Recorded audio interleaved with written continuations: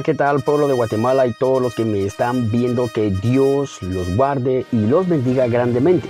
Mis estimados amigos, estamos en septiembre, el mes patrio aquí en Guatemala, a unos cuantos días de celebrar la independencia de mi patria, acto que se celebra el 15 de septiembre de cada año. Por cierto, estaré subiendo un video de la historia de la independencia, así que estén atentos. Bien, hoy les estaré hablando un poco de la historia de Jorge Serrano Elías, que para mí fue uno de los mejores gobiernos. De tantos malos gobiernos, al menos unos poquitos han sido buenos y este fue uno de ellos. Pero lamentablemente a las élites sociales no les parecen los gobiernos que apoyan al pueblo en sí y optan por sacarlos del poder e incluso llegan a atentar contra la vida de dichos personajes.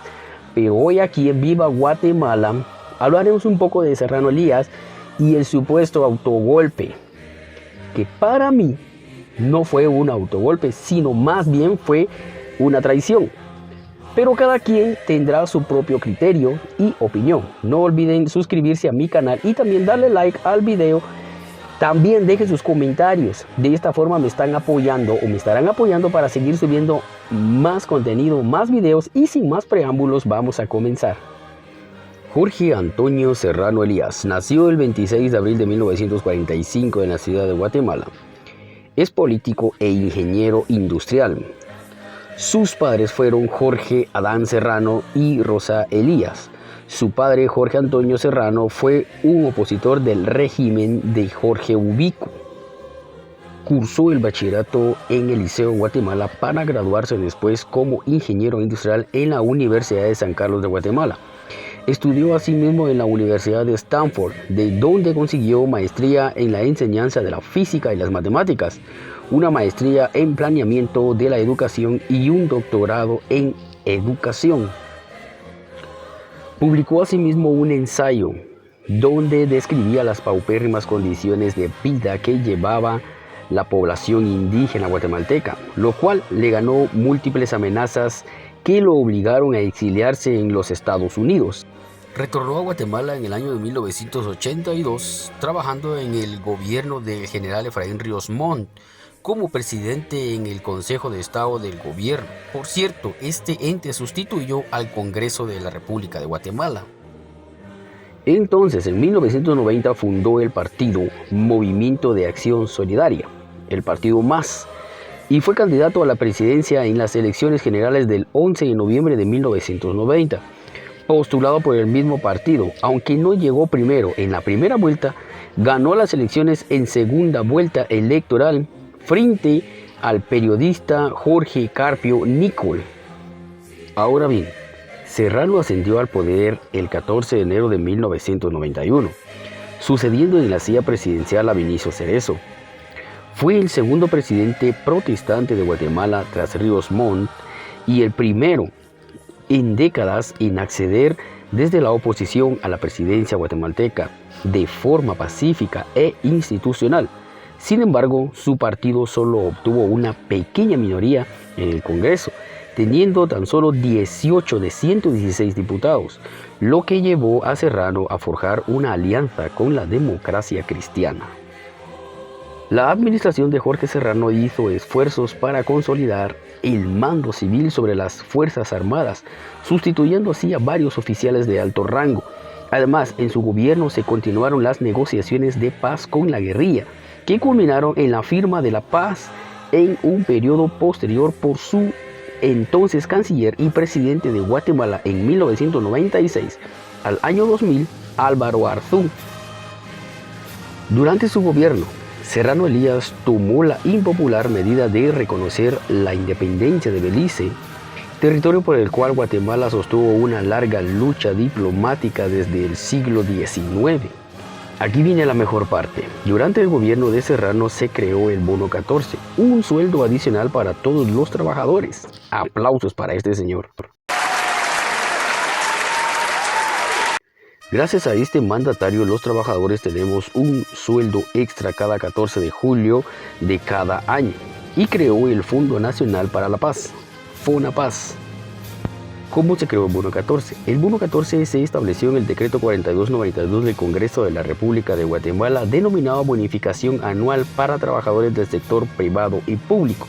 Este fue decretado el 2 de julio de 1992. Ahora bien, según el artículo 4 de la Ley de Bonificación para el cálculo de la indemnización a que se refiere el artículo 82 del Código de Trabajo, se debe tener en cuenta el monto de la bonificación anual devengado por el trabajador en la proporción correspondiente a 6 meses de servicio o por el tiempo trabajado si este fuera menor a 6 meses.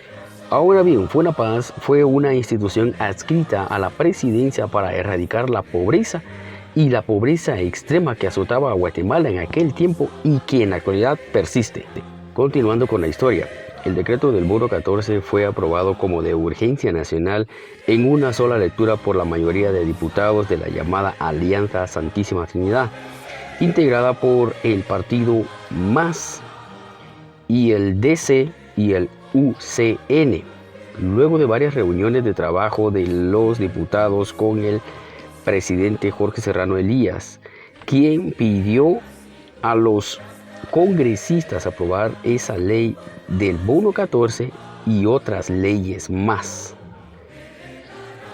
El entonces mandatario informó a la población a través de cadena nacional que no había excusas para que los trabajadores tomaran medidas de hecho para obtener mejores salarios que los ofrecidos por su gobierno, porque estos estaban arriba de los índices inflacionarios. Y es aquí entonces cuando empiezan los problemas. El 25 de mayo de 1993, Serrano Elías declaró disuelto al Congreso y el organismo judicial. Serrano también disolvió a la Corte de Constitucionalidad, suspendió al entonces Procurador de los Derechos Humanos, Ramiro de León Carpio. Ahora bien, a mi forma de pensar, yo creo que al final Serrano Elías estaba haciendo un buen trabajo, ya que si se disuelve al Congreso y al otro Poder Ejecutivo, Guatemala a lo mejor estuviera en mejores condiciones económicas, porque vemos ahora lo que estas instituciones le hacen al pueblo de Guatemala, sin ir tan lejos. La mayoría de diputados del Congreso son corruptos y están en contra del desarrollo del país, aprobando leyes que solo ayudan a las élites sociales y aparte de los grandes sueldos que tienen. Entonces, en el Congreso de la República de Guatemala se formó una alianza de 3 partidos conformada por la Unión del Centro Nacional, el partido UCN, la Democracia Cristiana, el partido DC y el Movimiento de Acción Solidaria, el partido MAS, para apoyar las iniciativas del presidente Serrano en el legislativo. Esto rebasó el vaso, ya que los medios decían que era un autogolpe de Estado, pero en realidad este señor fue traicionado. Solo imagínense, ya había creado una institución para erradicar la pobreza y la pobreza extrema en Guatemala, y luego el Bono 14. Imagínense, los empresarios ya estaban cabreados, o sea, molestos, hartos de lo que este señor estaba haciendo por el pueblo de Guatemala. Y no cabe duda, y sin pensarlo, obviamente el CACIF apoyó para que sacaran a Serrano Elías del poder, acompañados de la Corte de Constitucionalidad, y se me pasaba por alto. También fueron apoyados por Otto Pérez Molina, quien actualmente enfrenta cargos legales por actos de corrupción durante su periodo de gobierno en Guatemala. Todos estos dieron golpe de Estado a Serrano Elías e inventaron que había sido un autogolpe. Y finalmente, ante esto, Serrano tristemente logró ser retirado de la presidencia el 1 de junio de 1993, saliendo de la casa presidencial por el callejón Manchen. El procurador de los derechos humanos era Ramiro de León Carpio y de inmediato fue elegido como presidente por el Congreso y lamentablemente recuperó los organismos del Estado. Está claro una vez más que el sistema empresarial y una minoría de políticos que no quieren el desarrollo para el país cada vez tienen más poder gracias al Congreso. Para estos señores, mejor si tuvieran esclavos en sus empresas y no pagar salarios, aparte de que no pagan impuestos al Estado, cosa que por obligación deberían de hacerlo. A mi forma de pensar, el CACIF debería ser externo de la política y tener competencia extranjera para que desaparezca el monopolio empresarial en Guatemala, pero se lo dejo a criterio de cada quien. Continuando con la historia, el presidente no tuvo otro remedio que renunciar al cargo y abandonar precipitadamente el país. Camino a El Salvador, días después de llegar a El Salvador, Serrano se trasladó a Panamá, donde el gobierno de Guillermo Endara le concedió el asilo político. Jorge Antonio Serrano Elías gobernó Guatemala constitucionalmente desde el 14 de enero de 1991 al 1 de junio de 1993.